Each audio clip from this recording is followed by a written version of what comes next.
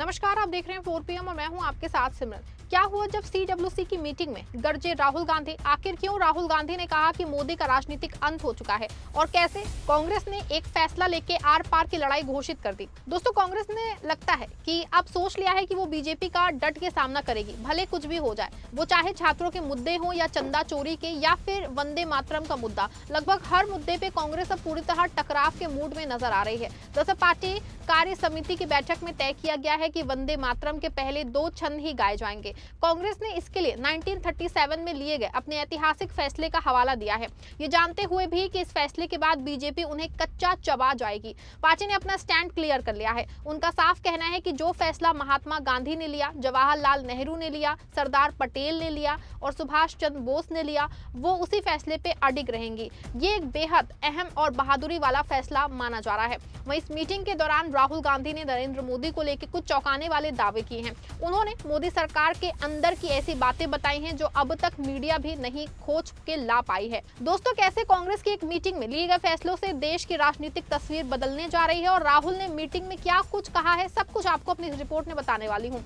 दोस्तों, बुधवार को नई दिल्ली के इंदिरा भवन में कांग्रेस वर्किंग कमेटी यानी कि CWC की बैठक हुई, जिसमें मल्लिकार्जुन खड़गे, सोनिया गांधी, प्रियंका गांधी, राहुल गांधी समेत 88 नेता शामिल हुए। इस बैठक के दौरान राहुल गांधी ने जो बातें कही वो सुनने वाली थी, क्योंकि इस बैठक में कांग्रेस नेता राहुल गांधी प्रधानमंत्री नरेंद्र मोदी को लेकर बड़ा दावा किया। उन्होंने कहा कि नरेंद्र मोदी का राजनीतिक अंत हो चुका है और उनका शासन अब अंतिम दौर में है। मीडिया और रिपोर्ट्स के मुताबिक राहुल ने दावा किया है कि मोदी के उत्तराधिकारी की तलाश भी शुरू हो चुकी है। जी हां, मीडिया रिपोर्ट्स में सूत्रों के हवाले से लिखा है कि राहुल गांधी ने बैठक में कहा, नरेंद्र मोदी का राजनीतिक अंत हो चुका है, उनका वक्त खत्म हो गया है, मोदी का शासन आखिरी दौर में है, उनके उत्तराधिकारी की तलाश चल रही है। इसके साथ ही उन्होंने पार्टी में एकता बनाए रखने का संदेश देते हुए कहा कि एकता हमारी पार्टी की ताकत है। टीएमसी को देखिए कैसे बिखर गई। बताया जा रहा है कि राहुल गांधी ने केंद्र सरकार को पूरी तरह बैकफुट पे बताया। उन्होंने कांग्रेस नेताओं से सरकार के खिलाफ और आक्रामक तरीके से मोर्चा लेने की अपील की। मतलब कि राहुल ने बिना डरे खुल के बीजेपी पे हमला बोलने का आदेश दिया, ठीक वैसे ही जैसे वो खुल के मोदी और उनके नेताओं और संघ का नाम लेके सरकार पे हमला बोलते हैं। अब देखिए, राहुल गांधी के इस बयान ने साफ उनसे लगता है कि हो सकता है कि शायद मोदी अब 2029 से पहले ही अपने पद से इस्तीफा दे दे, क्योंकि अगर राहुल गांधी का दावा अगर सही साबित होता है तो ये मोदी सरकार के लिए बेहद बड़ा राजनीतिक संकेत है, क्योंकि जिस सरकार को विपक्ष लगातार घेर रहा है उसके भीतर ही उत्तराधिकारी की तलाश शुरू होने का दावा अपने आप में बड़ा सवाल खड़ा करता है। वहीं दिल्ली स्थित कांग्रेस मुख्यालय इंदिरा भवन में हुई CWC बैठक के दौरान देश की राजनीतिक स्थिति और अहम मुद्दों पे कांग्रेस की रणनीति को लेकर चर्चा हुई। इस बैठक के दौरान जो है पार्टी ने कई मुद्दों पे अपना स्टैंड क्लियर किया है और कई ऐसे फैसले लिए हैं जो बेहद चौंकाने वाले थे। युवाओं की शिक्षा और रोजगार से लेकर राम मंदिर ट्रस्ट के चंदे के हिसाब तक विषयों पे फैसले लिए गए। इस दौरान छात्रों की गूंज की सफलता को देखते हुए पार्टी ने उस कार्यक्रम को 800 शहरों में आयोजित करने का फैसला लिया। लेकिन जो सबसे हैरान कर देने वाला या कहें कि सबसे बोल्ड फैसला ले लिया गया वो वंदे मातरम को लेके था। 19 अगस्त को कांग्रेस कार्य समिति ने साफ कर दिया है कि पार्टी के कार्यक्रमों में वंदे मातरम के पहले 2 छंद ही गाए जाएंगे। कांग्रेस ने इसके लिए 1937 में लिए गए अपने ऐतिहासिक फैसले का हवाला दिया है। ये फैसला ऐसे समय आया है जब पिछले कुछ दिनों में कांग्रेस के 2 कार्यक्रमों ने वंदे मातरम को लेकर राजनीतिक विवाद को खासा गर्म कर दिया था। बीजेपी लगातार कांग्रेस पर राष्ट्रवाद के मुद्दे पे घेर रही थी। हमने देखा कि कैसे दिल्ली में कांग्रेस के स्वतंत्रता दिवस कार्यक्रम में पूरा वंदे मातरम गाया गया था, जिसके बाद सोनिया गांधी भड़क उठी थी, जबकि गोवा में कांग्रेस के कार्यक्रम में खड़गे की मौजूदगी में सिर्फ पहले के 2 छंद गाए गए थे। इन घटनाओं के बीच में कांग्रेस कार्य समिति की बैठक में पार्टी ने अब अपनी स्थिति औपचारिक रूप से स्पष्ट कर दी है। CWC ने फैसला किया है कि कांग्रेस के आधिकारिक कार्यक्रमों में वंदे मातरम के पहले 2 छंद ही गाए जाएंगे। पार्टी ने इसे 1937 के कांग्रेस कार्य समिति के फैसले से जोड़ते हुए कहा है कि ये कांग्रेस की पुरानी और स्थापित नीति है। कांग्रेस का कहना है कि 1937 में महात्मा गांधी, जवाहरलाल नेहरू, सरदार पटेल, सुभाष चंद्र बोस और दूसरे वरिष्ठ नेताओं के दौर में ये फैसला लिया गया था। पार्टी के मुताबिक उस समय वंदे मातरम के शुरुआती 2 छंदों को सार्वजनिक कार्यक्रमों के लिए स्वीकार किया गया था।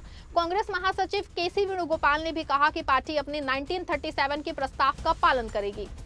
हमारा स्टैंड वेरी क्लियर है। 1937 का resolution Mahatma Gandhi ji, Pandit Jawaharlal Nehru ji, Rabindranath Thakur ji, Subhash Chandra Bose ji, this type of Sardar Patel ji, this type of topmost leadership of that point of time decided that whatever the decision they took, we will abide that decisions. We are very, very clear on that, that our Congress party workers will do that only. This is our decision. वहीं अब इसको लेके भाजपा और कांग्रेस के बीच भिड़ंत शुरू हो गई है। बीजेपी इस फैसले को कांग्रेस की राष्ट्रवादी प्रतिबद्धता पे सवाल उठाने के लिए इस्तेमाल कर रही है। बीजेपी ने कांग्रेस के फैसले की आलोचना करते हुए इसे राष्ट्रगीत के प्रति अनादर बताया है। हालांकि वंदे मातरम के बाद के छंदों में हिंदू राष्ट्र शब्द आया है। यही वजह है कि आरएसएस और बीजेपी ने अपनी सरकार से कानून पास करवा के इसे पूरा गाने का इस पे जोर दिया है। वहीं कांग्रेस दूसरी ओर इसे अपने ऐतिहासिक फैसले और स्वतंत्रता आंदोलन की विरासत से जोड़ रही है। कांग्रेस ने भी बीजेपी को चुनौती देते हुए कहा कि अगर कांग्रेस के नेताओं का वंदे मातरम गाने का तरीका गलत था तो फिर महात्मा गांधी और जवाहरलाल नेहरू जैसे नेताओं के खिलाफ भी कार्रवाई की जानी चाहिए। आज कांग्रेस पार्टी ने अपनी बैठक में जो वंदे मातरम को लेकर प्रस्ताव पारित किया है वो अत्यंत ही निंदनीय है और इसके साथ साथ कांग्रेस पार्टी ने साबित कर दिया कि उनके लिए पार्टी देश से ऊपर है। इसलिए देश के संविधान के द्वारा प्रदत्त शक्ति के साथ संसद से पारित कानून से बड़ा है उनका कार्य समिति का प्रस्ताव और वो भी कब गुलामी के कालखंड की कार्य समिति 1937 का प्रस्ताव और वो भी कौन सा प्रस्ताव जो जिन्ना की मुस्लिम लीग के आगे पूरी तरीके से आत्मसमर्पण करके कांग्रेस ने किया था। अर्थात कांग्रेस ने यह भी साबित किया है कि वो अपने को संविधान से ऊपर, अपने को देश से ऊपर और अपने पार्टी के प्रस्ताव को संविधान के कानून से ऊपर मानती है और उसके साथ अब इस अटकलों पर विराम लगा दिया है कांग्रेस ने कि वो अब आज की नई मुस्लिम लीग हो गई है। क्योंकि जो जिद मुस्लिम लीग की थी 1937 में वंदे मातरम को लेकर, वही जिद आज संसद से पारित कानून के बाद कांग्रेस पार्टी की है वंदे मातरम को लेकर। और मैं कांग्रेस पार्टी को यह भी और देश को याद दिलाना चाहता हूं कि ये जो इस कार्य समिति का उल्लेख उन्होंने किया है, ये 28 से 30 अक्टूबर 1937 को कलकत्ता में कांग्रेस वर्किंग कमेटी की मीटिंग में पारित हुआ था, जबकि उस समय कांग्रेस 1935 के गवर्नमेंट ऑफ इंडिया एक्ट के तहत ब्रिटिश सरकार के अधीन यूनियन जैक झंडे के नीचे ब्रिटिश क्राउन के प्रतिनिष्ठा की शपथ लेते हुए फरवरी 1937 में राज्यों में अपनी सरकार बना चुकी थी।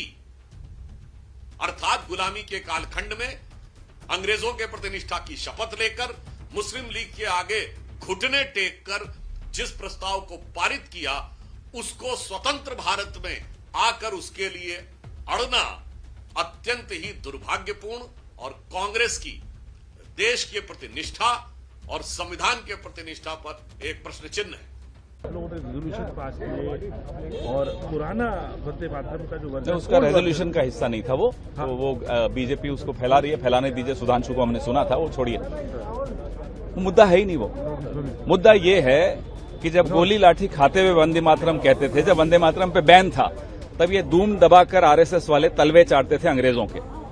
अब आए वंदे मातरम गाना है, हो कौन भाई तुम? न 3 में न 13 में आजादी के आंदोलन में कहां थे? धूम हिला रहे थे ना अंग्रेजों के सामने। अब आए वंदे मातरम हमें सिखाने। ये इस देश के जो नायक हैं, गुरुदेव रविन्द्रनाथ टैगोर, सी राजगोपालाचारी, सरदार वल्लभ भाई पटेल, पंडित जवाहरलाल नेहरू, नेताजी सुभाष चंद्र बोस, इनके खिलाफ जा रहे हैं इस तरह की बातें करने। हमें कोई हैरानी नहीं है, क्योंकि तब भी इनका विरोध करते थे संघ वाले। आज बीजेपी वाले उन्हीं नायकों का विरोध कर रहे हैं। अब तो गोडसे और सावरकर के रिश्तेदार ने खुलकर कह दिया कि गोडसे आरएसएस का हिस्सा था। कोई सबूत बचा अब आपके पास? तभी ये आज गांधी जी के खिलाफ बात कर रहे हैं, तभी ये वंदे मातरम के खिलाफ बात कर रहे हैं। जनगण मन के खिलाफ थे, तिरंगे के खिलाफ थे, संविधान के खिलाफ थे। यहीं पास में रामलीला मैदान में अंबेडकर जी की मूर्तियां जलाई थी, प्रतियां जलाई थी, पुतले जलाए थे। ये क्या सिखाने वाले आए हैं हमें वंदे मातरम? लाठियां खाई हमारी पार्टी ने, इस देश को नेतृत्व दिया हमारी पार्टी ने, अंग्रेजों को भगाया हमारी पार्टी ने। ये मुंह उठाकर आकर हमें ये देशद्रोही गद्दार लोग सिखाएंगे हमें वंदे मातरम क्या होता है। तो चंदा चोरी और बाकी जो रिजोल्यूशन आपके आए और चीजों को ले जाना है, चंदा चोरी हो चाहे भारत चीन, घर घर में चोरी हुई है। वेणुगोपाल जी ने एक बड़ा अच्छा नारा दिया कल, घर घर चोरी हुई है। क्योंकि लोगों ने श्रद्धा के हिसाब से राम मंदिर के लिए दान दिया। और तीर्थ, हमारे संस्कृति में तीर्थ का बहुत महत्व होता है। लोग पैसा बचा बचा कर तीर्थ यात्रा जाते हैं। अयोध्या में लोग पैसा बचा बचा कर गए, वहां दान पेटी में पैसा डाला अपनी अपनी हैसियत के हिसाब से, चोरी हो गया। और ये प्रधानमंत्री हर चीज का क्रेडिट लेने आता है, चोरी का क्रेडिट नहीं लेगा। आखिरी सवाल पूछूंगा आपसे, यूएस की रिलीजियस बॉडी है, उसमें तो दोस्तों कुल मिला के CWC की बैठक ने साफ कर दिया है कि कांग्रेस अब बीजेपी के सामने पीछे हटने के मूड में नहीं है। राहुल गांधी का मोदी सरकार को लेके दावा हो या वंदे मातरम पे 1937 के फैसले पे अडिग रहने का निर्णय, कांग्रेस ने अपना रुख साफ कर दिया है। अब सवाल सिर्फ इतना है कि क्या ये फैसला कांग्रेस को राजनीतिक मजबूती देंगे ये सब फैसले, या बीजेपी को हमला करने का नया हथियार, क्योंकि आने वाले दिनों में छात्रों, राष्ट्रवाद और जो चंदे के मुद्दे पे टकराव और तेज होना तय है। अब देखना होगा कि इस आर पार की लड़ाई में बाजी किसके हाथ लगती है। इस पूरे मामले पे आपकी क्या राय है, कमेंट में जरूर बताएगा। वीडियो को लाइक शेयर करिएगा।